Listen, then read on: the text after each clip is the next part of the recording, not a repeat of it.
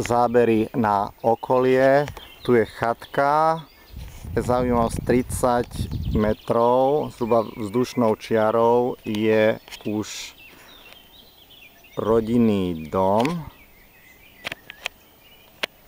A tu opäť na susednom pozemku vzdušnou čiarou možno nejakých 20 metrov, nevidno to dobre cez tie listie tej záhrady je ďalší rodinný dom. Les je vzdialený asi 30-40 metrov dole k pozemku. Tento susedný pozemok,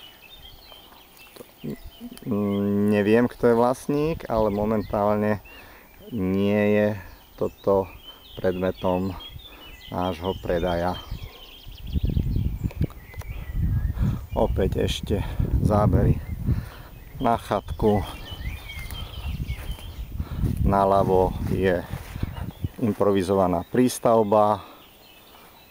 Tu je drevená konštrukcia, strecha je v relatívne dobrom stave, nie je potrebné robiť nejakú okamžitú opravu a okolie